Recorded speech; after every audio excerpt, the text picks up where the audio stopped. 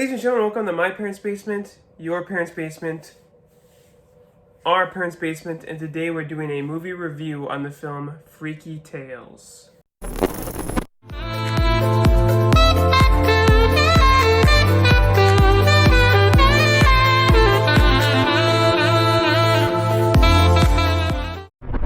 Freaky Tales was written and directed by Boden and Fleck, and it stars Pedro Pascal, Ben Mendelsohn, Ellis, Normani, Dominique Thorne, and Jack Champion. The film follows 4 interconnected stories set in 1987 Oakland, California, which will tell about the love of music, movies, people, places, and memories beyond our knowledgeable universe. Freaky Tales is a movie that kind of went under the radar last year, and you might have seen it pop up on Lionsgate Limited's website with a 4K steelbook. It's recently come to HBO Max, and it's a film that is an anthology traversing different stories of different people throughout Oakland, California in the year 1987, and their slight connections to one another over the course of this day, and I believe it is October. We follow everyone from some punk teenagers at a club to basketball player for the Warriors, Sleepy Floyd, to the muscle for a loan shark or criminal of some kind. I forget the terminology to be used.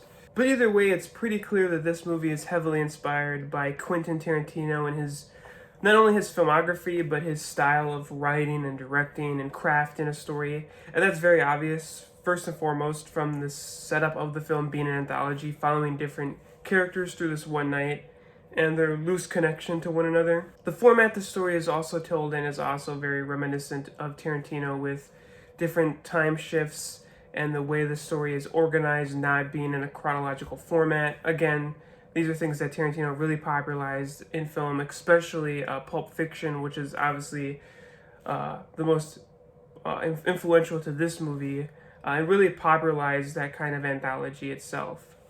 The dialogue is also very reminiscent of Tarantino. It tries to do that subtle, realistic, but obviously heightened dramatically type of dialogue, where characters talk about things that aren't necessarily relevant to what's happening or wouldn't be considered a typical conversation in a film. I think of the all-time classic scene when Samuel L. Jackson and John Travolta's characters are driving down the street talking about what a Big Mac is called in France. It has nothing to do with the movie Pulp Fiction, but it's really revealing of the characters and their relationship to one another. And this film tries to do that as well, having conversations between characters that aren't necessarily relevant to the plot, or they don't push character development forward, but are more so used to try and expose character. Whether it's efficient or not is a thing I'll talk about a little bit later, but continue with the Tarantino kind of homage. There's also a lot of movie references in this movie. There's also a character surprisingly played by Tom Hanks, who is the owner of this movie rental shop, and he spews out a bunch of random movie knowledge, really for no reason except to kind of, I assume, nod tip the cap to Tarantino, who actually worked at a movie rental place before he started becoming a famous screenplay or screenwriter, yeah.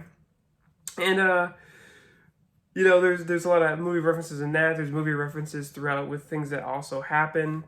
But yeah, very referential, much the same that Tarantino has in the movies where it's relevant. Obviously, in The Hateful Eight, there isn't some movie reference that the characters make because it takes place in the Old West. But when it fits the story, when it can be applied, Tarantino does offer his fair share of movie references, both in films that he's directed and also ones that he's specifically only written. I think of True Romance, for example. Another thing that this movie does that Tarantino is very famous for is the revisionist history, the alternative history.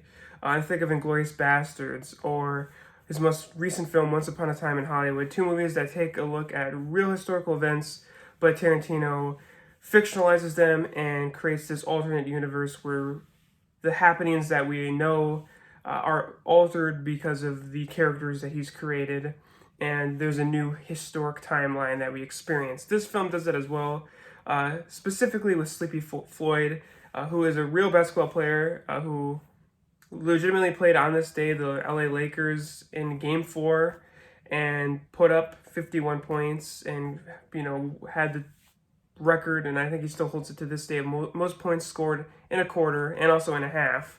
And then they fictionalized the events post-game, and obviously they fictionalized the climax of the film, which, to bring me to my last point about referencing Tarantino throughout this film, is very much so a Kill Bill, not necessarily shot for shot, but heavily influenced by Kill Bill.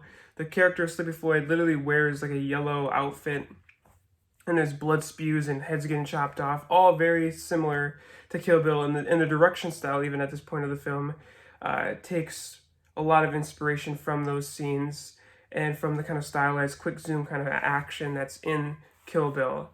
That being said, very referential to Tarantino, very much so referential to other movies in the style of Tarantino.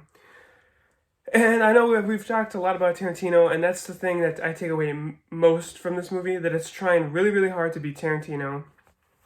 Honestly, this movie feels like it should have came out in like the late 90s with how obsessed with Quentin Tarantino it is. Like, this feels like one of those movies that right after Pulp Fiction was like, oh wow, like, we gotta do this. Like, this is something that the people like.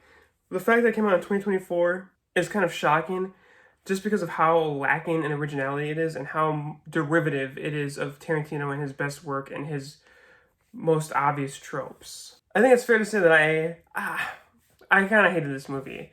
It's lacking the craftsmanship and the charisma of a Tarantino script, and it's lacking his visionary direction. This movie doesn't know what it wants to be. It is tonally all over the place. Tarantino has some very dark moments in his films, even if they're more generally famous for the comedy. For instance, I don't think anyone's going to say Pulp Fiction is a super dark film, but when you think about some of the things that happen in the various anthology scenes, it can get pretty dark, but there's always a black comedy aspect to it. It's dark humor. We're laughing even though this terrible thing happened, this innocent guy got shot in the face, and we're making light of the situation as much as we possibly can. It's all kind of played up to be humorous in a way. And this film doesn't do that at all. In fact, the first two anthology episodes, chapters, whatever you like to call them, have comedic undertones but are dramatically aware. The second one less so. The second one is very much so a comedy. The first one is kind of a little bit more Tarantino and like darker subject, but we're treating it very lightly. But then the third episode that follows up these two comedic ones is a very dark story where the muscle for this loan shark or whatever he actually is, this guy's pregnant wife is shot, and it's all played very darkly and it's very bleak. Obviously, it's hard to do any comedy from that kind of thing. And these people that made this film are certainly not the folks to do it. And it just is so shocking that you just watch two comedic stories and then you're just, without warning, without hesitation, just really face first thrusted into this third episode that is just so. And I say episode, it's it's still a movie. It's not a mini series or anything. It's they just are divvied up in chapters or whatever. You know how anthologies work. And I just could not believe how like unforgiving that like shift was. And it's like almost like, what is happening? Like, why? And another thing is, we don't care about any of the characters that we come across. Pedro Pascal's character is the one that probably has the most sympathy to gain. He's the one whose wife is shot and killed while she's pregnant. But outside of, and even then we don't really care about him because we know nothing about him. We know the most about him, but it's very generic. It's very paint by the numbers. In fact, all these stories are really generic. And we don't care about any of the characters in them. We don't care about anything that they're going through. We don't care about the little arcs that are barely visible in their little stories. It's just, you're just sitting there watching and waiting for the next one to start or something interesting to happen, and it never really comes. You're just constantly sitting there going, okay, I get that Tarantino reference, or I get that movie reference, or oh, I can see how inspired you were, but it's all empty. It feels so empty. And I referenced that it tries to do that sharp, witty dialogue that Tarantino does, where he's writing like real people speak, or at least how we feel real people speak. And it tries that, but the dialogue just has no weight to it at all. And most offensively, it's flat without character distinctions. You could pick characters from Tarantino's scripts and just read the line and know who that comes from. And they feel like an individual that's real and that exists in that world. And no one else would say the things that they say because that person's saying it and that person is a unique individual. But this movie, you could pick the lines, even from different anthology chapters, and give them to a different character, and nothing would feel different because it just feels so characterless. It feels so boring and flat and uninspired. It has all the makings to be Tarantino, but just because you're trying to be Tarantino, just because you're ripping off a Tarantino, it doesn't make you Tarantino. And the script tries really hard to do that, but at the same time, it doesn't try at all, because there's nothing about these characters to invest us in the story. And this attempt at witty, fun, realistic dialogue just is so barren and empty. And you just sit there and you recognize what it's trying to do, but you only recognize it because it's so obviously trying to do that. And another point out to make about the various anthology chapters is that they don't feel full. Going back to Pulp Fiction, when one of those episodes ends, when one of the chapters ends of the various characters, it feels like you got a full story out of it. It had a beginning, a middle, and an end. You feel satisfied with where it went and what it was, and you don't really think you could push it any further. It was perfect, and it got across exactly what it wanted to, and then we're on to the next. And with this film, it just always feels like it either got drug out or that it doesn't really work. It honestly could end at any point and nothing would matter. It just feels so like nothing. It just exists to simply exist, and there's nothing that matters to it. It's so bland and boring, and it just carries on, and you don't care, and it just keeps going and going. In other cases, you're just like, what is happening? Why does this exist? What is this scene doing? It's doing nothing. This feels so random and awful, and it's one of the most lifeless movies I've ever seen that tries to mimic like it has life, but it doesn't. And that's not to say that it's uninspiring to look at visually. There was one shot that I specifically liked over Pedro Pascal's shoulder that I thought created a nice little image to stare at and to enjoy. But overall, it was just, this movie is just so, it's like a reanimated corpse, and it feels like nothing. Copying Tarantino does not make an instant classic, and obviously a lot of people have tried to mimic Tarantino, have been inspired by Tarantino, and this is probably one of the worst attempts at it, because it just feels half-baked in so many ways, both in writing and in the craftsmanship of the movie in general. There's really few redeeming qualities. I like the idea of Sleepy Floyd and the story that happened. And I kind of like the over-the-top, ending that rewrites history. But even that does not save this movie, because it just happens and you don't care. And if anything, it makes me want to watch Tarantino and like a good movie of his. Well, all his movies are good, but I mean, it makes me want to watch one of his movies to see how this is actually done, how you're actually supposed to do this. And there's a reason why not everyone mimics, like, people mimic Tarantino. But there's a reason why you shouldn't do it, because that's his style, and especially when it's this hardcore at it. It's not like a soft little, oh, I'm inspired by this aspect of his filmography and I'm gonna try and put that a little bit into my own. Like, this is hardcore, like you're trying to trick the audience to think that this is some Tarantino movie or something, because you're taking so many elements from his films and you're putting it into your own. This isn't like I'm just going to take the anthology, or I'm just going to take the dialogue, or I'm just going to take the movie references. This is everything. You're trying to take everything. You're trying to make this a Tarantino movie. And your name is not Quentin Tarantino, so it does not work. So I was not impressed with Freaky Tales. And part of me didn't think I was going to be, but I still wanted to give it a chance. And honestly, I usually try to like movies, but this one was just a hard pill to swallow. There was not much for me to like here. So with all that being said, I'm going to give Freaky Tales Yeah, I was not a fan. And like I said, I usually try to like movies. I usually like to look at the bright side of them. I think a lot of people are overly critical and overly harsh on films, or when they offer their critiques, there's not really anything there that they critique. They're just personally choosing not to like a movie, maybe for clicks, maybe for other reasons.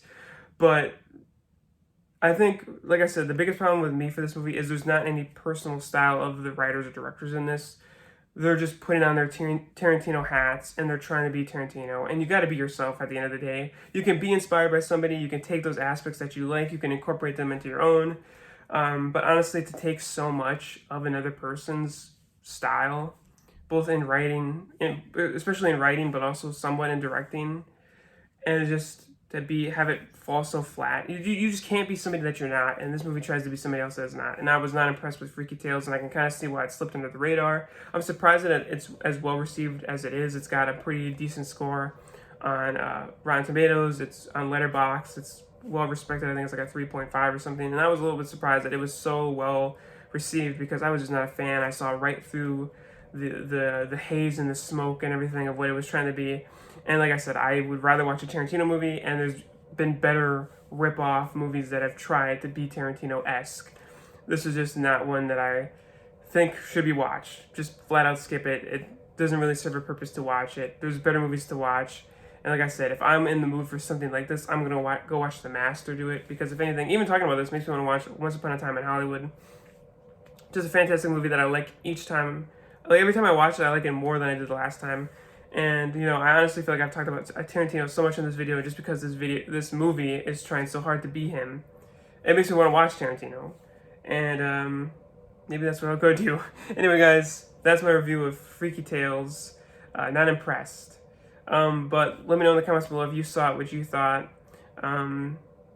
Like, comment, subscribe, do what you gotta do. Let me know if anything else, put it in the comments below. But whatever you do, whatever you decide to do, make sure that you're here next time so I can see you in my parents' basement, your parents' basement, our parents' basement.